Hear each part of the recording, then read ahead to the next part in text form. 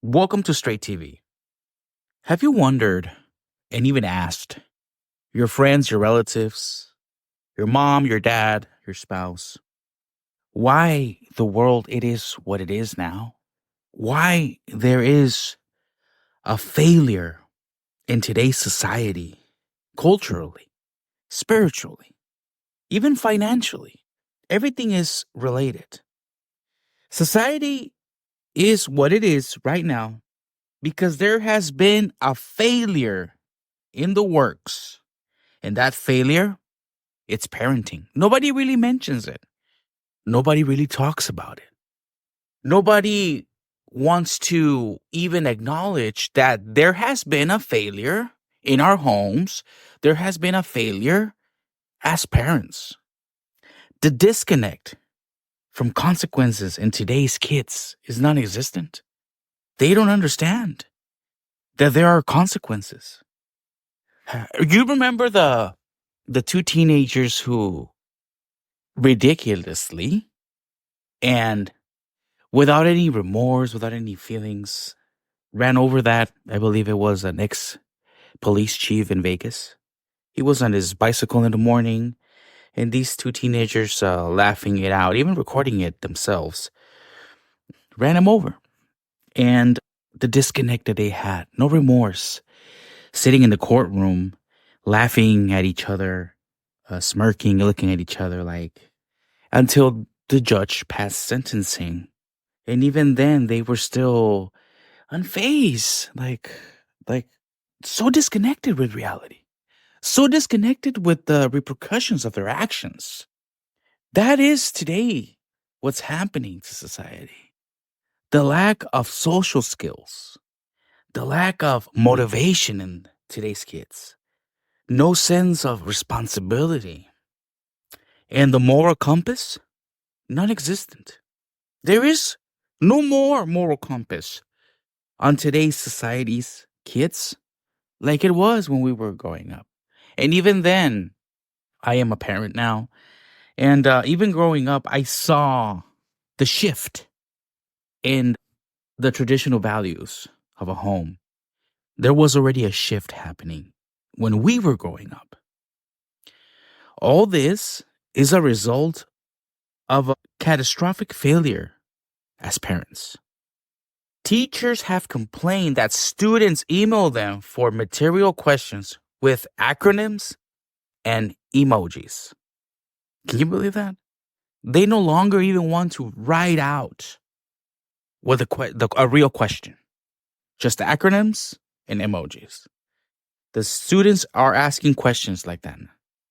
These kids are oblivious to the lexicon and the syntax in life. Even though this problem is also attributed to poor quality education, this failure starts at home. Everything in our lives starts at home. If at home we have a dysfunctional environment, an abusive environment, it's going to shape our life. So everything starts at home. It depends our upbringing. That's going to shape us. What happens at home? At what point does the failure begin? When we choose to be their friends first and parenting is an afterthought. Think about that.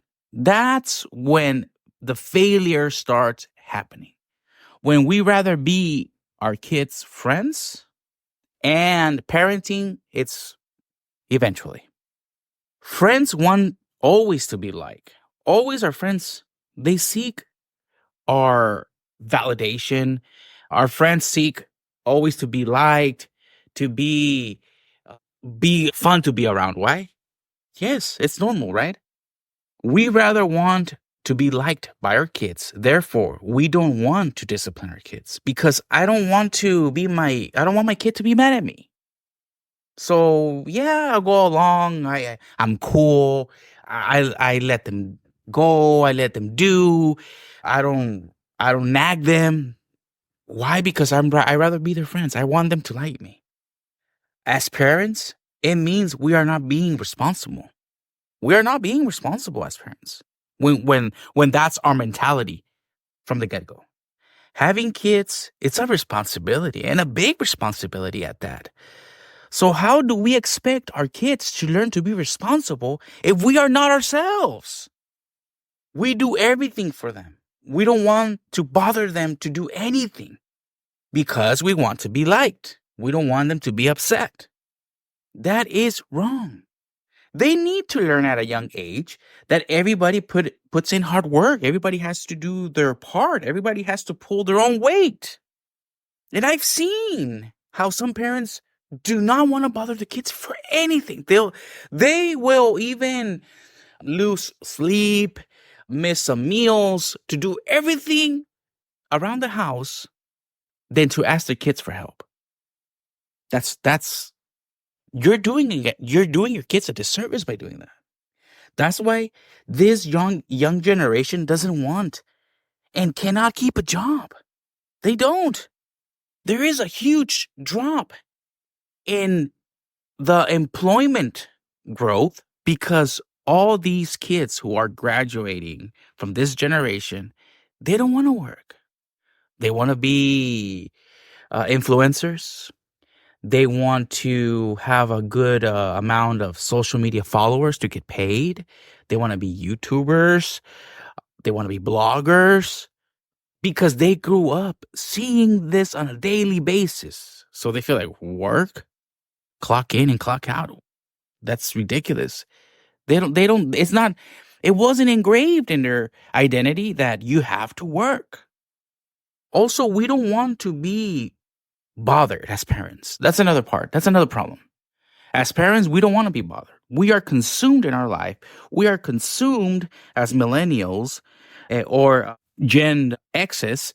We are consumed with our lives. We are consumed with our friendships. We are consumed because we grew up also when social media was beginning. Instagram, Facebook. If you go a little bit further, it was MySpace. We grew up tasting what it is to be part of this movement. So we ourselves are consumed as parents with social media. So we don't want to be bothered. So at a young age, we gave our kids the phone or a tablet. Here's a phone, here's a tablet. Leave me alone. Don't bug me right now. Yeah, sure, whatever. Figure it out or whatever. Do it yourself or I don't care. When things don't pan out, we ask, what happened? Yes. When they grow up and we're like, what happened?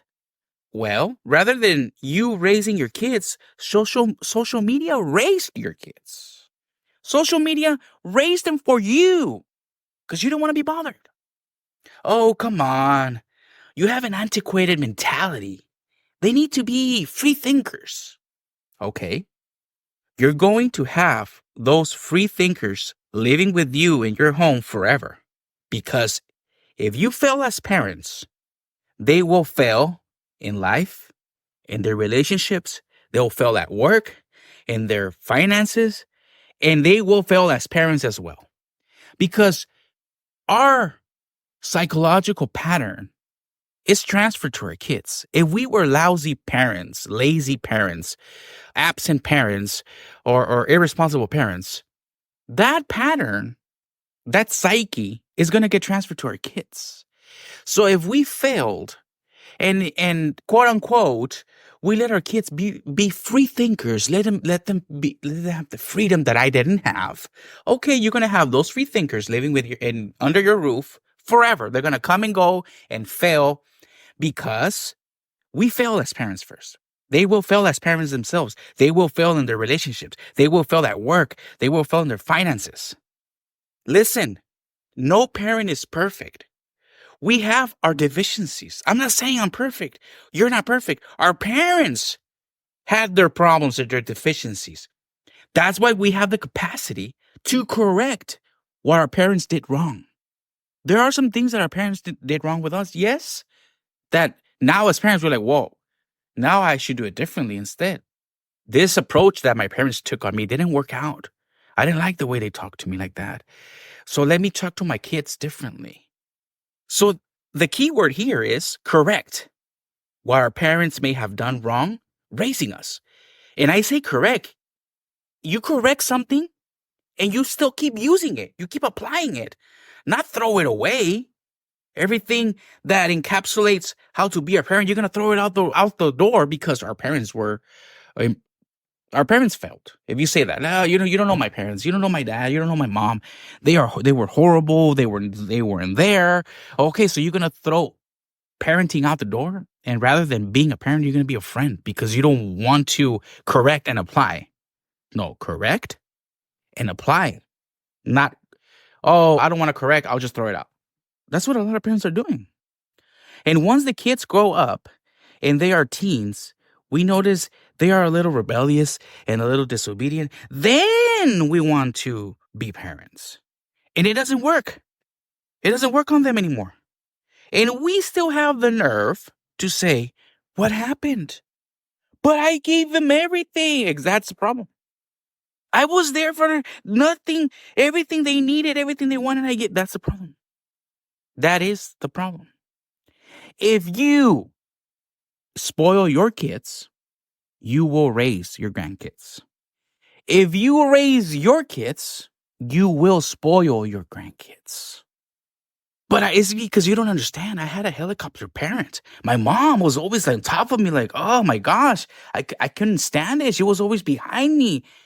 I don't want to be like that. Well, that's what you're going to correct. We need to be better parents than our parents were. First, we're going to be parents and friends second. When you communicate at a young age, you have the freedom to teach. Once you make time in your life to teach your kids, when they get older, you don't have to force them to do anything. And that's the thing. Once they get older and we see that they're being rebellious, we want to force them to be obedient. We want to force them to now do this, help me with that, clean your room. Now we want to force them to study, read, and try to get a job. If we took the time in our lives and when they were young, and if we sat there with them and talked to them, there is no need when they get older to try to force. And then you that's when you say, but what happened? That's what happened. You didn't take your time to talk to them at a young age because you took time of your life to instill in them responsibility, respect, accountability, hard work, determination, be courteous, etc. At a young age, you need to teach these kids this: responsibility, respect. All these things are absent in today's society, in today's kids, in today's young adults. Responsibility, respect, accountability, hard work, determination, being respectful and courteous, etc. You see how the pattern develops of what's deficient? That's why I don't give a phone or a tablet to my kids. Some other parents say, there's no way that I'm going to give my kid a phone or a tablet. You know what? His or her friends or peers at school have a phone. So you still have to put in the work. Don't think by you not giving your kids a phone or a tablet at a young age doesn't require for you still to put in the work. You still have to put in the work. Why? Because they may not have the phone, but their peers at school, other kids at school may have a phone and a tablet. So you still need to talk to your kids. You still need to put in the work. Isolation doesn't work neither. That's why since the world is like, oh my God, it's embarrassing that the world's falling apart. Everybody's like evil. Everybody's the corruption around the world and society. But isolation is not the key neither. There are parents who want to isolate their kids. Isolation, it's harmful because these kids are not going to know how to interact.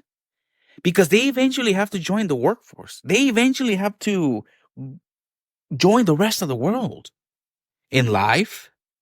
And since they grew up isolated all their young lives, they don't understand social cues, nor how to interact.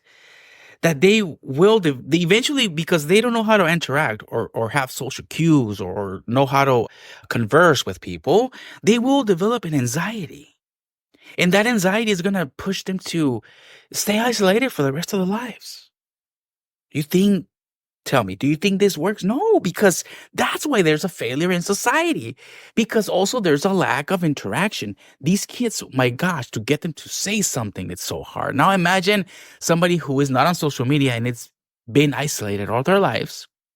It's falling apart. We need to talk to our kids. But some other parent may say, it's because I don't want to talk to them right now. They're so innocent. Oh my God, they're so little. That's what you think. Like I said earlier, their peers, there's little kids already in elementary school with phones. And let me tell you something. They are hearing and seeing stuff through their friends' phones. So you still need to talk to them. It's because, oh, they're innocent. Oh, that's what you think. Somebody's beating you to that innocence. But I didn't give him a phone. Yeah, but his peers have a phone, have a tablet in school. And they're seeing stuff, they're hearing stuff. So you're gonna keep thinking that they're innocent, but by the time that you want to talk to them, they were already corrupted. Yes. Well, those parents are also, you have to understand that you say, I'm gonna ask you something. Let me ask you something. Do you think there's bad parents out there? Yes. There's always a good and a bad of something. There are bad parents out there who let their kids do anything. Yes. Parents who are mad at the world. Yes. That don't believe in traditional way of a family. Yes. Yes. Well, those parents are also teachers in our schools. Not all teachers. There are some amazing teachers out there. But those kinds of parents that you don't want to be around because they are bad parents, some of them are teachers. Some of them range from elementary school, kindergarten, all the way to high school. So if you are not going to take the time to raise your kids and teach your kids, these teachers at school, these bad parents that are teachers at school are going to raise your kids. Yeah. They are the ones that are going to do it for you. And you are the one that's going to have to deal with the results. You are the one that's going to have to stay up all night. You are the one that is going to get the call that they've been arrested. You are the one that they're going to call when they've been evicted because you didn't take time to parent. This needs to be done at a young age. Parents first, friends second. Not the other way around. Guys, it is important that we keep this in mind. It is important that we assess our family's life, our family's dynamic, our family's communication. There is a huge lack of communication with all these devices in our hands. So I want you to stay sharp. Thanks.